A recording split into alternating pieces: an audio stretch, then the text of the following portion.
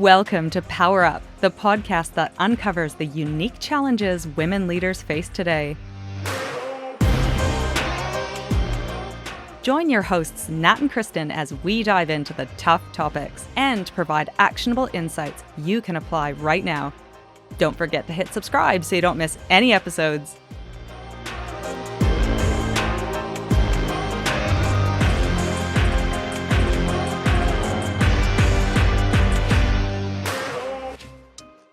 I got interviewed by my niece yesterday. She's fabulous. She's in university. She's a real go-getter. And she said, I'm going to start a podcast. I'm like, of course you are. And she's like, will you be my first guest? And I said, of course I'll be. But it was interesting. She was asking me all sorts of questions about career and all sorts of stuff. But one of the things came up was how often she compares herself to others. And she felt in university, she had to be, in a certain degree or a certain place or certain living standard. And then she was already talking about her career and like this big corporate flying law career she wants and how it compares to others. And I thought, wow, like FOMO is real. So I thought we would chat about that today. Let's do it. Let's do Amazing.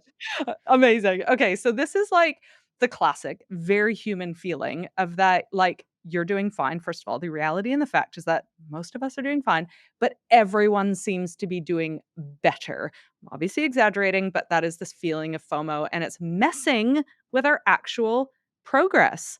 And interesting, FOMO kind of came about officially entered the Oxford Dictionary in 2013. Before we just called it jealousy or keeping up with the Joneses. And then I was wondering, do you say keeping up with the Joneses in New Zealand? It is a thing. Yeah, right. So it's a global phenomenon that This is one of those terms that we need to look into the origin of. Add it to the list. I know. Well, we could just quickly do that, by the way. But yeah, there's this feeling of looking out at your neighbors and constantly comparing your car to theirs, your house to theirs, their new robot vacuum cleaner, da da da da da, Nest camera, whatever it is, the things that they have, while Nat looks as to where keeping up with the Joneses came from. So it isn't new because we just called it something else. But I think the scale of it is new. And the fact that most people would credit social media, the fact that it is in our faces, in LinkedIn, everyone's success is in our faces all the time. In Instagram, everyone's incredible travels are in our faces. So FOMO is not new, but I think the scale of it is new. Would you agree? Yes, yes. This is an interesting topic because I don't think I really have it, but I always think it goes down to two factors. One, that my mum never let us keep up with the Joneses. Like my mum is like allergic to that idea. She hates comparison. She doesn't really care what anyone else does. She's like, we know what we're doing. We're going to keep doing that. I don't care if you don't have the cool clothes. I don't care if you don't have the cool stuff. Like, be yourself. I think that's been like such a huge influence in my life. And secondly, is that I think the challenge is, and we get this a lot from power suitors, is if you, and like, we often get asked, like, what is my purpose or what are my values? And I think when you've got those down, all of this fades away. Because when you know what you love and what you were put on this earth to do, then you're kind of like, that looks cool for them, but it's not for me. And you don't quite have that same thing. I love that, and clearly your mom had a really strong North Star as to purpose and values and instilled that in you, which is incredible, and, but I no but, that is amazing, but I do love that, and we are gonna get into a few solutions for us to get out of those pickles, and I think that is a really strong one, but for me Because it's so personally. around us, right? Like, because I know from the start of Instagram, and to be fair, my Instagram feed is largely DIY, dogs. Now there's getting some horse content and randomly designer handbags. Don't know why. That's where I'm at most of the time on Instagram. And but yet I talk to a lot of other people who talk about Instagram being, and we know this with young people, really bad for confidence, really bad for comparison. Everyone's lives look better. So there are some like obvious tactics there, but it is very much the world is designed to make us feel lesser than. And there are a lot of companies that profit off that to make us feel like we're not thin enough, not pretty enough, don't have the right clothes, don't have the right designer handbags, don't have the right job, don't have the right car, because as the more we feel that, the more we are open to buying stuff from them. So interesting that you don't seem to be wired in that way because I do think it is and we talked about fear and how a few eps ago and Kyla maybe wasn't wired. I think it was fear, wasn't it? There was something with Kyla where we were like I just said I don't think she's fired to kind of She doesn't wired. have you accused her of not having amygdala. But actually, ironically, FOMO comes from the amygdala. So when we're presented with information, it is filtered through our amygdala, and quite often other people's success, it's triggered. Our amygdala, it's a scientific reaction, scientific, whatever. It is a very natural, wired reaction to external information, and I think some systems process it differently. Now, nature and nurture, I think, are real. So it's possible that my amygdala is incredibly sensitive because my stress hormones are released, massively quickly. Like I just know that about myself. That I get fired into fight, flight, or freeze mode multiple times a day. And so I think I'm sensitive to it by birth. Like I do actually think I'm wired in that way, but secondly, maybe socialized. My mom equally had those values and of who she was, but I was the one that was in the secondhand shops in year 6, 7, young 10, 12-year-old kid looking for secondhand clothing that had the right label because I went to a school where you were made fun of or ostracized when you didn't have the right label, and that mattered to me because that I felt that so massively, the pain of not fitting in. Like it was my amygdala was so sensitive to that because of the pain that I felt by not fitting in, and so I very quickly, learned how to fit in, and it was buying the secondhand clothing with the labels and, I'm not saying it's been an affliction my whole life, but I 100% feel it. I can remember a very recent episode. We are obviously in grunty early stages of Power Suit, and it's felt hard this year for me personally in 2025. Not speaking for you, Nat, but it has felt grindy and relentless and so rewarding and amazing and challenging. But like equally, I can very vividly remember someone who also has started a new startup and all the shiny LinkedIn posts that have come up and the money that's been raised, and was so easy for me to fall into, like, "What?" Like, "What?" So and that was not FOMO, but it was, like, the feeling brought me back to, like, why is it so easy for them? One other story I wanna share that was so real for me. I was 28 and I was trying to muddle through my career in Vancouver, and I felt broke, and I felt like I couldn't figure the system out, I could not figure out how to game the system, and other people were leapfrogging me or getting big promotions or I just couldn't figure out how to make it work, and I remember my friends around me. I went to an excellent public school in Canada, really ambitious people, high expectations, and they were off doing these amazing things, and they were all on it was Facebook at the time was a thing. Facebook was a thing at the time, and, they were doing amazing things and had amazing titles, and they were managers or they were doctors or, blah, blah, blah. And I just remember feeling like such a loser. I was broke and I was in Vancouver and I was 28, right? Here am I at 28 and going, "I'm such a loser, I'm not a manager." Like, everyone I else. think also because you do have quite a competitive gene, I think that probably makes it harder when you whereas I just don't think I've got like, my family has that gene, I just didn't quite get it. But, there's a couple of things in there that I thought were really interesting. The amygdala, as we learned a couple of weeks ago or last week, depending on how these roll out, is trained and learns over time. So, I wonder if in your experience being different or like those experiences felt unsafe, whereas for me they didn't. And for some reason my brain, my amygdala, because mine kicks in at various other things, but like in this one, even because I moved around so much, I'd always be uncool. But somehow I always figured out how to make friends and so like my brain didn't find being different scary, like, or like I didn't want it didn't feel like I needed to fit in, and that I kind of learned early being different was a benefit, which is like what Shelley Lombard learned, and she was teaching us. Like, took her a long time to figure that out, but if your brain, and I don't think we necessarily control this, but the little scary part of your brain goes, "Oh, this is not a threat," then it's not a threat, and then you No, don't react that way. I mean, who knows? I'll probably need years and years of therapy to unlock this because I always say yes to the scary thing. I know that. I always do the different thing because I'm angry as an outsider. Like I've got a chip on my shoulder that I wasn't like everyone else. I didn't, whatever. Like we all, yeah, sure, That can I everyone. ask about that too? Because Dad, well, I've just come back from walking this incredible Queen Charlotte track in New Zealand. Highly recommend. Everyone should do it. Fly to New Zealand. Whole world was there doing it. It was amazing. But Dad during it was like, read this book, and it's written by a New Zealand woman who is a marathon runner. And so I've just started it. And the thing that really, I'll find the name of it. Actually, I'll put it in our newsletter this week. I the thing that really struck me, and this is something strangely, given that I was always an outsider by definition, like I was literally always the new kid at school, never felt like an outsider. But in her book, it was the same thing. And again, I wonder if it's the amygdala or if it's something personality. Who knows? We're not even going to try and psychoanalyze this.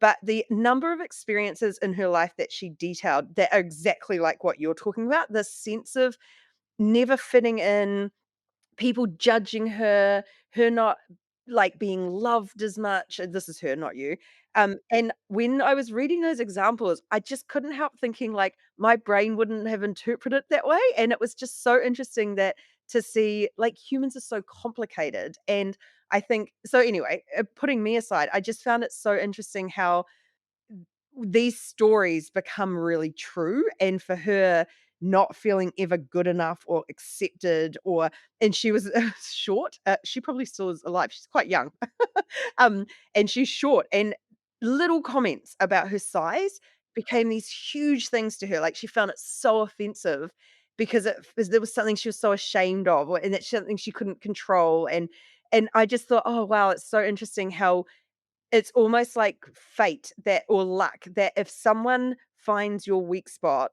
early enough and triggers it in a way, that's where your amygdala goes, "Unsafe." Whereas if you have that same weak spot, but it's not prodded. I know. Well, I was gonna ask, is there a happy ending to this? Should I read the book or am I I just haven't gonna be finished it, but traumatized? so far, well, it's interesting because Dad's interpretation, this is also psychology. Dad's interpretation, he was just like, "It's gonna inspire you to run a marathon." I was like, "Hard no, not going to." But my first impression of this book is it's just so sad. Like, her life was so sad, and it was funny that Dad really, and maybe towards the end, I'm only halfway through, it's gonna get, better, but I think she has perfectly encapsulated what you have talked about as well, that feeling of being an outsider, and just, like, how all-consuming it was for her, and that nothing she did, even running, like, she was still kind of had this belief about herself that she was lazy, and her parents thought she was lazy, and maybe they did, but she's also really good in this book at kind of explaining other people's perceptions and then being like, "No, your dad does love you, but, like, you can't let that in." It was just very interesting that how I we're love so it. If there's complicated. a happy ending that will be helpful to me, hashtag therapy, let me know, but it's so interesting because I think of my daughter who I'm like, I would not classify her at all with my sensitive tendencies. She is fierce. She does not shave her legs. She is like, "I don't care what the world thinks about me. I'm gonna do my own thing. I'm gonna dress the way I wanna dress. I'm gonna be who I wanna be." She's got this bravery, um, r obviously raised by someone who is brave. I am brave, and take a lot of risks, I think there probably was something early in my childhood, and, I kind of think she was raised by 2 parents who loved her very much, and, really supported her, and I probably had some of that trauma. I had a dad who was very British and, you have to act this way, and these are the rules, and you mustn't be emotional, and all that stuff, plus a Emotions is a big divorce. theme, I think, for you, that being told that, and I loved that we dug into that in a mini masterclass the other day, that idea of it's actually having emotions isn't bad, and I think a lot of women have been told having emotions is bad, and actually what it is how we manage our emotions is actually in our control. That's the lesson we need to learn, and I just loved, yeah, that mini masterclass is great. But I think continuing on with this, I do feel like bravery, for example, to me, the most brave people are the people who are feeling this and still move forward. Like, Genuinely, I feel like I had such a pass on this one. Like, I've got other things, but on this one, I have such a pass because I just it's one less thing on my brain. It's sort of the same we've talked about before with, like, appearance and weight, and I just remember making that decision and going, "I'm just not gonna spend brain power on this," and I'm just like, "Oh my gosh, what a dream, what a gift to not have that weight," which is so ingrained, and I don't know, I just feel, hugely lucky I don't have it, but I feel like it is so common, and the only thing I was just thinking as you were talking as well that I resonate with this on is this last year, it has been brutal, and I remember seeing and it probably is LinkedIn and seeing people get into these amazing roles and going, I never even considered going down a corporate path, and I just thought, would I have wanted to? And I did the mental exercise of like, I'm feeling a feeling here, which is like, that would have been really great. And it would have been like, I would have gotten a really sweet salary. I would have been doing some really interesting stuff. I'll have been making really interesting contacts. Like, do I want that life? And I talked about it a bit with Kyla, being like, just suddenly started questioning, like, is that a life that I just totally overlooked? But then I just went down a couple of steps. No, you're not cut out for it. I can't do that life. So I just went, "Oh, well, I'm just I gonna be know. grateful that they Probably exist to be and fair, they are amazing." we probably would have been fired. We would have just been, like, questioned too much, but anyway, here we are. But I think, it's so interesting. So these are for all the people that do resonate with, how I feel, and your thing on weight, I think that's, so interesting. It is that, all these expectations of what success looks like and successful people look like. I think that is very hard to shed if that's been ingrained and maybe add trauma, whatever. But for some of I the think worst it's also I think for me, it's my rebellion. That's where my rebellion comes out. Like, it's like my thing with vaping. It's like, I know all these companies are trying to make me feel bad about myself to buy stuff off them. So my rebellion is like, I'm not buying what you're selling. I'm just not. And I feel like that's like like what you say, you do the thing because you're like, I hate being an outsider, so I'm like gonna do it anyway. And I think my thing for that, which is probably just tricked our brain, is like, I'm not gonna let you sell me that to feel bad about myself. I know. Oh my gosh. Well, that's great. I love it. Well, some of the let before we talk about some tips that we can encourage people, we can try, and I will try them as well. Some of the worst triggers I think is worth pointing out is often it's people in your own age and stage that are getting promoted, featured, celebrated. It could be old colleagues, it could be old friends that you went to uni with.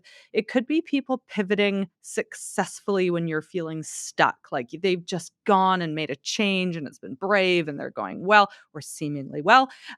It could be updates that sound suspiciously perfect because, everything is amazing. So, yeah, I just think it's worth kind of going. There's a whole raft of them that can trigger our amygdalas depending on where we're at in our lives. So, let's just jump to what are some ways to unlock focus? Because I think what this is doing is it's distracting. It's making us feel yuck, but it's also keeping us stuck. It puts us into decision paralysis because we're like, "Is this the right move? Should I?" Da, da, da, da, da. And to your very first point up top of kind of saying our purpose and our values, let's talk about some things to unlock focus and really get moving and shedding FOMO. Great. So, should we start with the comparison detox? I highly recommend everyone train your algorithm on Instagram the same way I have. Because the other one I wanted to raise that I've started watching is financial advisors. They have a call-in system in America. So it's like they're recording this radio show where people ask for financial advice, which is like obviously changed my algorithm again. The amount of debt people are in is horrifying. And I think this comes to the comparison detox. We compare our insides with other people's outsides. And even just watching the show where people are like, I've got this fancy car and we've done this and I'm 100 and something $1,000 in debt and most of it's credit cards. And I just think we have an unfair playing field when it comes to comparing anyway. The number of times you see a beautiful family update, and if you know that person, you're like, I know what their marriage is like, or you see the promotion, but you actually know that they haven't been around their kids as much as they'd hoped recently, or I was literally in a phone call before of talking about another startup and this person was saying, "Oh, they've done so well," and I know some of the people in that startup, and I was like, "Wow, it's so." They obviously have done really well, but I don't think it has been as smooth sailing at all as what it looks like online. So I do think the comparison detox is really important because you can't compare. It's an unfair comparison. So the only way we can get ourselves out of it is to stop trying and to remove those triggers, which does mean like if you know, be self-aware. If you know this thing triggers you, don't put yourself through it. Like you don't have to. You can change your algorithms. And like if you know that watching beauty influencers is going to make you feel ugly, you can't your brain and your amygdala is not gonna know, and it's not gonna take into account they're using filters, and they've had lots of surgery, and they've got $1,000 things and all of this stuff, like, so just don't watch them, and I know that's easier said than done, but it actually is important to do, so, like, change those people up for people who inspire you. Like I've been really doing more on like even running Instagram because I want to be running more. And so I like surround myself with people who are average runners, not like I love the marathon runners and I love watching them too for like far off inspiration, but I'm not watching people who are like 3 times better than me. Like I'm watching people who are struggling and doing it anyway and, like, shaping my comparison to people that are inspirational and relatable to me Ooh, I love rather that. than Attainable. yeah. It's actually attainable and Yeah, relatable. and, like, It's they're attainable. open about the struggles they're going through so that I can go, "Oh, you did it anyway, even though you struggled," rather than the people who are like, "I've done 5 kilometers before 3 AM," which is like, "I'm never gonna do that. No point in me trying to compare myself to you." I think a couple of things. One is that no one is going to be sharing the tough stuff, like how hard life is going and, how difficult actually, that's not true. There's some that are really, vulnerable. You're right, people do. Find them, you're right, and ruthlessly cut the others, but I think in person as well, we had a chat a few, eps ago about, friends and about friendships and how you can let some fizzle. If there is one that you're constantly meeting up with and making you feel stink and triggering you, that is one that you might just, gently let go of. So I love that one. I love the comparison detox because it's so interesting. I was listening to, a podcast this morning that talked about it is not even called social media anymore. It's literally algorithmic media. It is not we are not connecting anymore. It is not help we know it's not healthy. But I love the algorithms. So look, if you're going to spend time on it, get algorithms that make you feel happy. I love it. I'm going to enter into one that we do every Friday. Enter. I am going to suggest we have to rewire our brains with facts. And so this is about measuring progress on our own terms. So, what is success to us? And we celebrate wins every Friday just so that we can go, we are winning too, and to rewire our brains to look at things more optimistically and start to quell those self limiting beliefs with some great wins. And so, um, the idea that progress kind of compounds quietly. It's not loud and it's not always celebratory. So, measure progress on your own terms and start to collect your wins. I like that, and for all of you who we know exist, who are now celebrating Friday wins with your teams, we congratulate you too, that's such a win, we love that people are doing that. I would like to do a step back from that one, is, like, when you're measuring progress on your own terms, you need to know what your own terms are, and I think, like, that example you gave before, and the one that I gave as well, like, when we're comparing ourselves to another startup, or we're comparing someone else's role or whatever, I genuinely think knowing your own terms makes it so much easier to be delighted for them and not have it impact you negatively. And so, like, for example, when I look at companies who've raised money and I'm like, but I don't want to. I like that is not my plan. So I can like go, I'm so excited for you, but I don't feel bad that I'm not doing it because I know that's not something that I want to do. So I do feel like having that spending that time, we're coming into a holiday season, spending that time thinking about what does success look like to you? And I think we should do it fairly regularly as well, because I know I hadn't re-examined mine for about 20 years since I was 20 for a while. And when I re-examined it, it looked quite different from what I thought it was when I was 20. So the my hack for this, and it may not work for everyone, but it does for me, is what would I do if I won $10 million of lotto?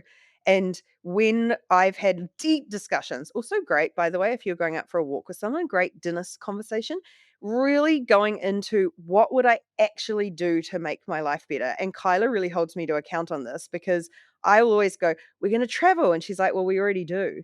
And then I'm like, well, I'm going to do this. And she's like, well, we already do that. And when you think about what your ultimate dream life looks like when you win lotto, you can actually be really like, get really clear and find out how close you might actually be or are you going down that path anyway? Like, most of the time, for most of us, the difference between us and Lotto is a much smaller percentage than the difference between us and a ton of other people in the world and the struggles they have. So, like, we are actually shaping what we want anyway. So, yeah, I just feel like being really clear on what you do want to do and what you don't want to do stops you. Like, I know I'm not a luxury car person, so I can see someone else's luxury car and go, "That's amazing." I don't feel jealous because I'm like, it's not for me. I can admire it for you, but I know it's not something that brings me joy. So, like, I don't feel like, why don't I have one? Like, it just Yeah, doesn't. no. Yeah. Thankfully, I don't feel, jealous about cars, which is great because 'cause I'm like, "Oh, there's only so many things." Um, nice sunglasses and I is what I want right now, but anyway, I look at people's nice sunglasses, I'm like, "I want a pair of nice sunglasses." Anyway, no, I like shoes and sunglasses and earrings, but look, thankfully, we shop in not so expensive earring places. For mine, I'll add one more layer on that, which is about actually getting really specific about a shorter term goal. I did a workshop this morning where I said, hands up anyone who has a 12-month goal. And two people in the room put their hands up. But a lot of people put their hands up about 5 and longer term goals, which I can appreciate. Got a vision. Amazing. I would go back down to in 1 year's time, what would be success to you? Will you have picked up new skills or capabilities? Will you be working with new people? What type of work will you be doing? What type of projects will you be on?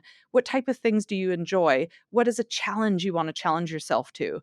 Maybe it is talking on a panel or whatever that might be. I think getting really specific about what success looks like in 12 months will help the FOMO because when people are doing all that amazing stuff, you're like, back to my plan. How am I tracking through my wins towards a couple really cool things that if I achieve in the next year, I'll go amazing and be stoked. So I think that's a good one too.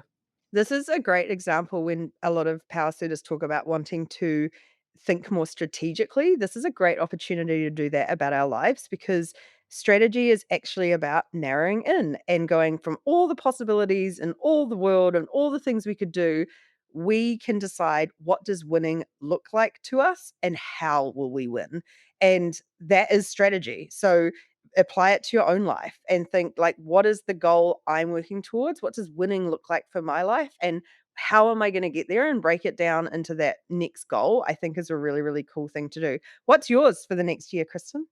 Well, I wanted to think about that, and the great thing with PowerSuit, everyone, come and join PowerSuit because we're gonna have a reflection exercise, a mini masterclass at the end of this month and, later in December, mid to late December, where we're gonna look back at 2025 and go, "What went well?" And then what I would like to do is reflect over Christmas about what I want to do. Now, I wanna get back to surfing. I think that, is important to me, so that feels like a really easy personal thing that I just need to start small. I know that, I know all the hacks I need to do.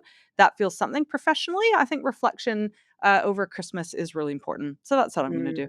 Yeah, Oh, I like it. Yeah, and I do like at this time of year that we've probably ticked off a lot of our 1 year goals from this year, and now it's time to move on to the next the one. next one. Thanks, everyone. Check out powersuit.com. Join us because we've got so much good activity. Granted, if you're listening to this in 2026, still join us because Still join us because you can we're watch it on demand yep, and set oh, up. absolutely. Guaranteed to still have some great stuff, going. So powersuit.com, thanks so much for tuning in and for sharing this episode with someone you know, and let's kind of, like, normalize the sometimes getting FOMO and how to get out of it. Thanks, everyone. We'll catch you next time. Bye. Bye.